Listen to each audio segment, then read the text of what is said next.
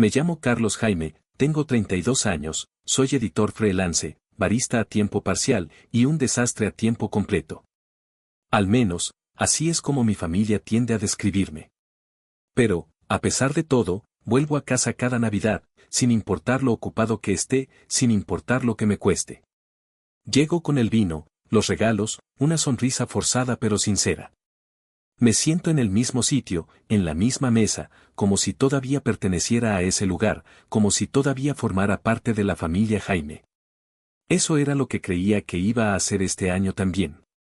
La casa estaba en silencio cuando entré.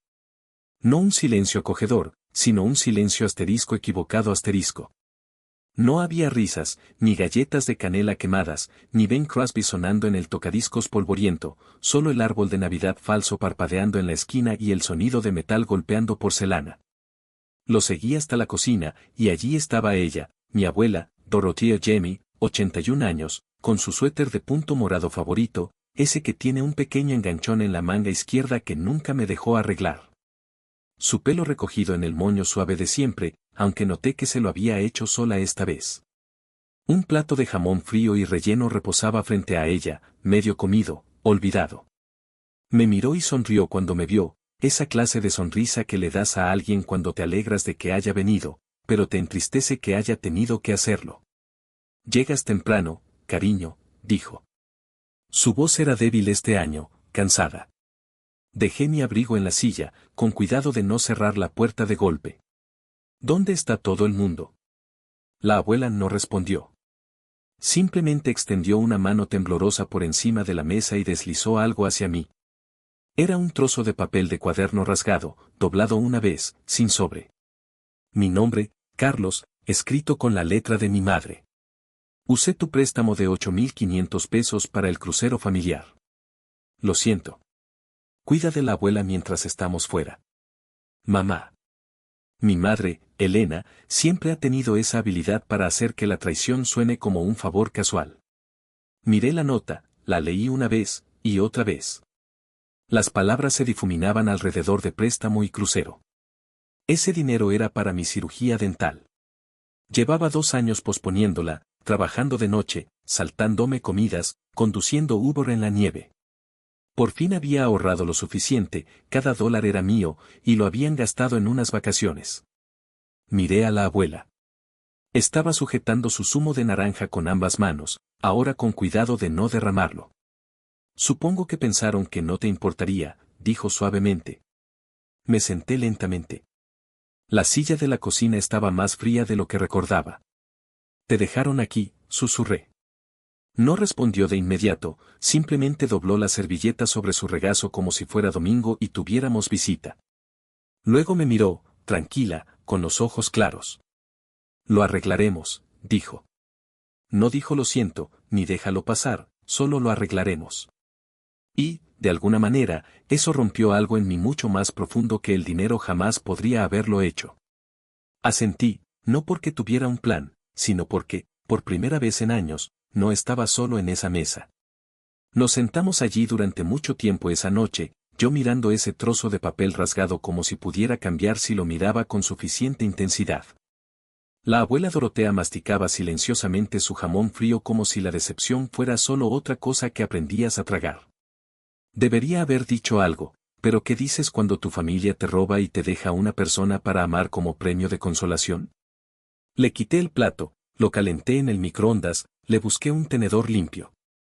Fue una cosa tan pequeña, pero sus ojos se suavizaron cuando se lo devolví. Siempre te acordabas de las pequeñas cosas, dijo. No se refería al tenedor. Se refería a las cientos de otras cosas que yo recordaba cuando nadie más lo hacía, como que le gustaba que su té se infusionara durante 5 minutos exactos, que su artritis se agudizaba cuando llovía, que todavía se estremecía cuando alguien cerraba un armario con demasiada fuerza porque el abuelo solía dar portazos antes de irse para siempre. Volví a sentarme frente a ella, con la nota todavía entre nosotros. No creo que tuvieran la intención de ser crueles, dije en voz baja. La abuela dio un largo sorbo a su té y arqueó una ceja. Era una respuesta tan elocuente como un sermón. Claro, cariño, dijo ella. Por supuesto que lo hicieron. Es la única forma en que saben ser. Me golpeó entonces, no como un puñetazo, sino como un asentamiento lento. No era la primera vez que se elegían a sí mismos.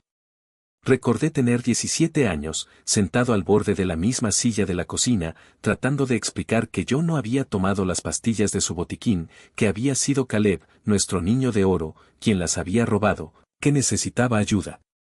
Y recordé cómo mamá no hizo preguntas. Simplemente empacó mis maletas y me dijo que no podía quedarme si seguía mintiendo. La única persona que salió al camino de entrada esa noche fue la abuela. Me envolvió en su abrigo, el marrón que olía a jabón de marfil, y susurró, llámame cuando aterrices. No desaparezcas como tu madre. Ella fue la única que se preocupó por mí después de los exámenes finales de ese cumpleaños. Un invierno, cuando tuve gripe, me envió por correo un gorro de lana que tejió ella misma. Todavía le faltaban 3 bucles en el borde. Lo usé de todos modos. Nadie más lo recordó, pero ella sí. Ahora estaba sentada frente a mí, con 81 años, con los mismos ojos firmes. Supongo, dije lentamente, que nunca nos vieron realmente como parte de la historia. Esa sensación de no ser tomado en cuenta, de ser un personaje secundario en mi propia vida, me caló hondo. La abuela dobló su servilleta y me miró con algo parecido al orgullo. Eso es porque solo se escriben a sí mismos en el final, pero nosotros hemos estado aquí desde la primera página. Me sentí validado, como si finalmente alguien reconociera mi dolor y frustración. Esa noche, dormí en el viejo sofá cama en el estudio. Me trajo una manta extra, la floral que siempre usé cuando era niño, y dejó una taza de manzanilla en la mesita de noche. Ninguno de los dos dijo buenas noches. No necesitábamos hacerlo.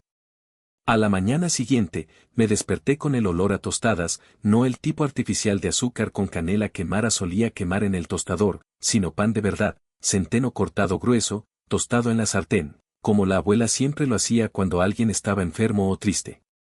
La encontré en la cocina tarareando algo suave.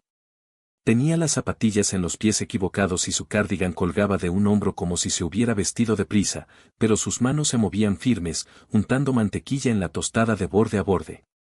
Supuse que no dormiste mucho, dijo, sin levantar la vista. Siempre odiaste el sofá cama. Sonreí. ¿Recuerdas eso? Era reconfortante saber que ella notaba esas pequeñas cosas. Me echó una mirada. Te recuerdo. Deslizó el plato hacia mí y luego, como si nada, colocó una vieja caja de madera sobre la mesa, descolorida, polvorienta. No la había visto en años. Dentro había papeles, formularios de impuestos, extractos bancarios, sobres con notas adhesivas. La abuela metió la mano y sacó un pequeño cuaderno verde. Su letra llenaba cada página, listas de la compra, cambios de medicación, fechas, contraseñas. Pasó a una página etiquetada como 2016, el año en que empezaron a usarme. Aquí es donde empezamos, dijo. No pregunté cómo sabía lo que estaba pensando. Simplemente lo sabía. Durante los 2 días siguientes, trabajamos como bibliotecarios, clasificando una escena del crimen. Sin drama, solo papel, bolígrafos, gafas de lectura. Ella entornaba los ojos a algo, lo circulaba y me lo pasaba. Yo lo contrastaba en mi portátil, comprobaba las marcas de tiempo, los números de ruta bancarios. Montamos la tienda en el salón. Ella se sentó en su viejo sillón reclinable con el cojín que siempre se deslizaba hacia los lados, y yo me acurruqué en el suelo con un alargador y un bloc de notas legal.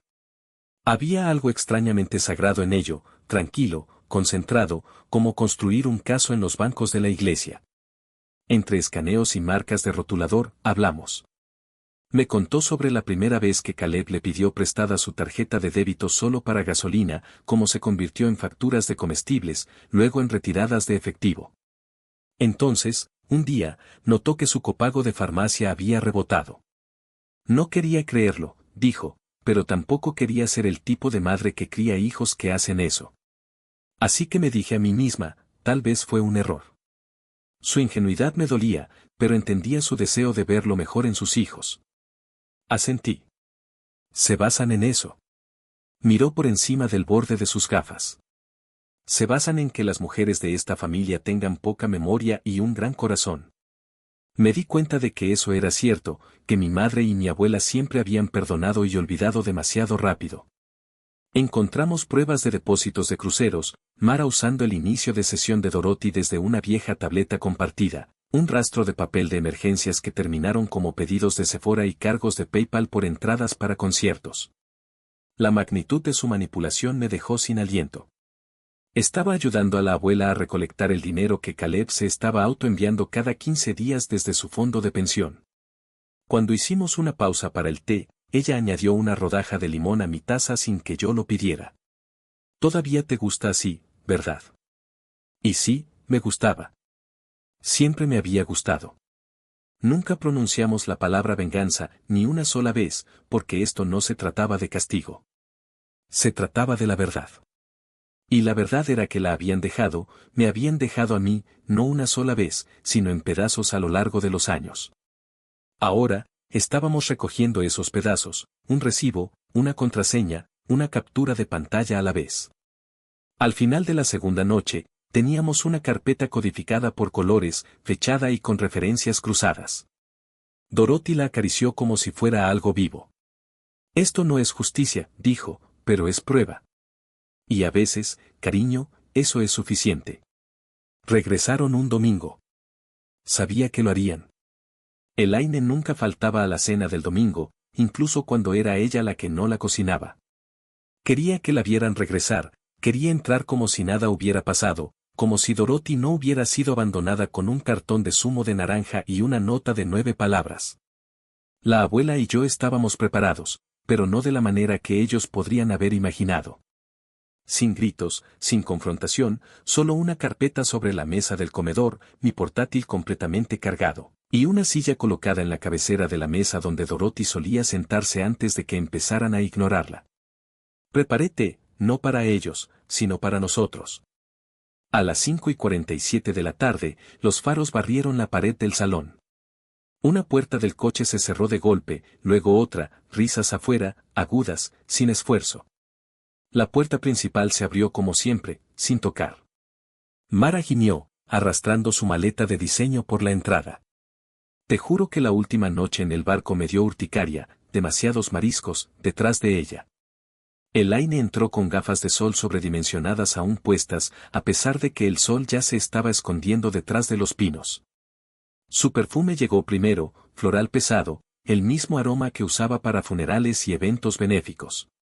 Russell la siguió con su habitual gruñido, su cara roja por demasiados daiquiris junto a la piscina. Luego Caleb, el último como siempre, dejó caer su bolsa de lona en el pasillo y se dirigió directamente al sofá. Nadie miró a la abuela. Nadie dijo su nombre. Elaine entrecerró los ojos hacia la cocina. ¿Incluso limpiaste un poco?, preguntó, pisando el chal de Dorothy como si fuera una pila de toallas viejas. Caleb resopló. ¿Dónde está la cena? No me digas que cocinaste. Mara se sentó en el mostrador, ya revisando su teléfono. Me muero de hambre. ¿Pedimos comida china? Me levanté lentamente. No me había movido hasta entonces. Les dejé entrar en su zona de confort, les dejé sentir que todavía mandaban en el lugar. Me alegro de que estén todos aquí, dije, mi voz uniforme. Giraron 4 cabezas, 4 expresiones que decían lo mismo. Ah, todavía estás aquí. Elaine suspiró. Clara, no hagamos esto ahora. Acabamos de regresar. Saqué la silla de la mesa, me senté y giré el portátil hacia ellos. Creo que deberíamos hacerlo ahora, dije. Tengo algo que mostrarles. Hubo una pausa. Caleb puso los ojos en blanco. Oh, Dios, no esto otra vez, todavía resentido por tu pequeño préstamo. Dorothy no había hablado. No necesitaba hacerlo. Se sentó frente a mí, con las manos juntas en su regazo, los ojos fijos en la pantalla, tranquila, presente. Por primera vez en años, parecía de nuevo la cabeza de la familia. Abrí la primera carpeta, etiquetada como transacciones no autorizadas. La habitación estaba en silencio. Entonces comenzó el video. El video era simple, nada llamativo, la grabación de pantalla de una hoja de cálculo, fondo blanco, texto negro, filas limpias, fechas, cantidades, destinatarios. Cada retiro de la cuenta de pensión de la abuela en los últimos 2 años, nombres asociados, ubicaciones de tiendas, marcas de tiempo. Elaine se inclinó hacia adelante, entrecerrando los ojos. ¿Qué es esto? Respondí sin mirarla. De ahí salió el dinero del crucero. Mara soltó una risita nerviosa. Estás haciendo una tormenta en un vaso de agua. Hice clic en la siguiente pestaña, una captura de pantalla del perfil bancario en línea de la abuela, inicios de sesión desde un dispositivo registrado al correo electrónico de Mara, transacciones realizadas con minutos de diferencia de la actividad de Caleb en Venmo. La voz de Elaine se apagó, clara. Otro clic, un intercambio de correos electrónicos de la cuenta de Elaine a Mara, usé el PIN que dejó en la nevera. Él no notará que falta el depósito. Mara respondió, es un blando. Además, ¿quién deja a la abuela sola en Navidad? La habitación pareció encogerse. Abrí el archivo de audio, le di a reproducir. La voz de Callie, la esposa de Caleb, temblorosa pero clara. No quería ir. Le dije a Caleb que estaba mal, pero dijo que si Clara no daba el dinero, la abandonarían y se encargarían de ella después. Dijo que siempre cede. No podía seguir haciéndolo. Lo siento. Caleb se enderezó de golpe. ¿Grabaste a mi esposa? Eso es ilegal. No, dije con calma, ella me lo pidió. Dijo que estaba cansada de encubrirte, cansada de verte desangrar a la gente. Los labios de Elaine se afinaron. Pequeña serpiente, después de todo lo que hemos hecho por ti. Querrás decir, todo lo que me han quitado, dije.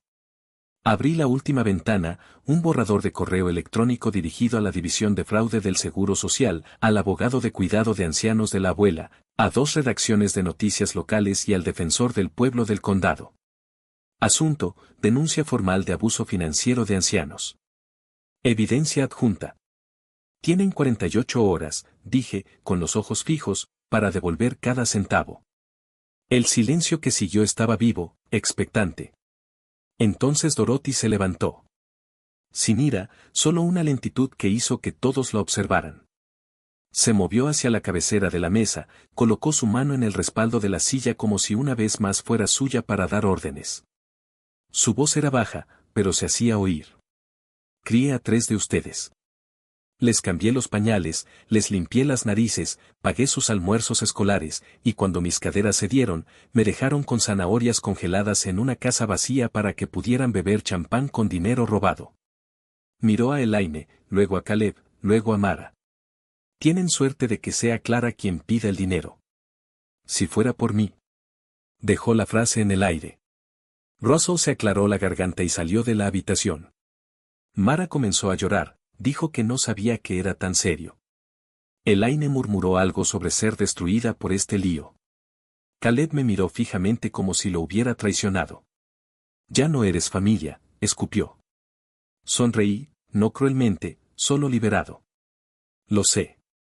No creían que lo haría.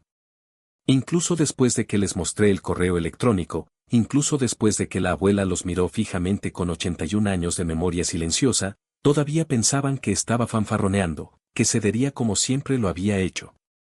No lo hice. Pasaron 48 horas. Nada se movió, ni el dinero, ni un solo mensaje de texto.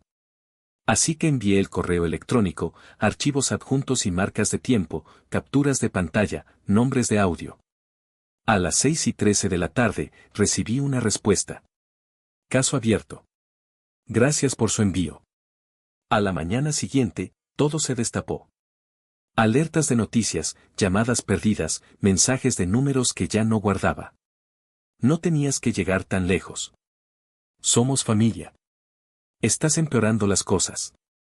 Reenvié cada mensaje a Natalie, la abogada de la abuela, una mujer con la voz de una bibliotecaria y la columna vertebral de un agente federal.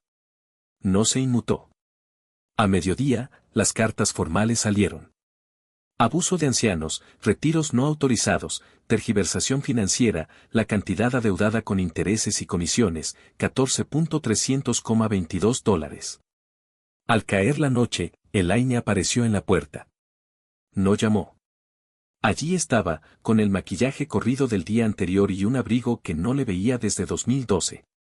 Traje un cheque, dijo, la voz áspera, de $8.500. No pidas más. No extendí la mano para tomarlo.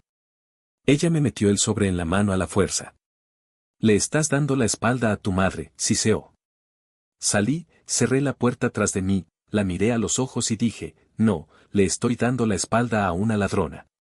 2 días después, Mara envió una transferencia electrónica, 4 pagos espaciados con una semana de diferencia. Su empleador había encontrado el artículo, aquel con el titular, Familia roba la pensión de la abuela, expuesta por el nieto mayor. El nombre de Mara aparecía en las capturas de pantalla, sus comentarios, sus correos electrónicos. Me suplicó que retirara la historia. Le dije que hiciera el próximo pago a tiempo. Caleb fue el último. Publicó en las redes sociales sobre hermanos tóxicos y traición familiar, con música dramática incluida. Consiguió 3 me gusta. Luego Callie, su esposa, lo dejó. Ella me llamó esa misma noche. Siento haber tardado tanto, me dijo, pero verte hacer esto me hizo darme cuenta de que no tengo que seguir teniendo miedo. La ayudé a encontrar un lugar, sin condiciones. Al cabo de 2 semanas, cada $1 había sido devuelto. Usé parte de ese dinero para arreglarme los dientes de una vez por todas, le compré a Dorothy un sillón elevador adecuado, pagué a una enfermera a domicilio para que la visitara 2 veces por semana. El resto fue a una cuenta conjunta, solo nuestros nombres en ella, los nuestros y los de nadie más. Cuando le mostré el papeleo, se quedó mirándolo durante mucho tiempo. Me lo quitaron todo, susurró, pero no te quitaron a ti. Nos mudamos esa primavera, a un apartamento pequeño, de una sola planta, tranquilo, 2 habitaciones, una para ella, una para mí. Ella llamaba a la suya el fuerte, la llenó de colchas viejas, fotos descoloridas y el ángel de cerámica que le regalé cuando tenía 7 años. Íbamos juntos a hacer la compra.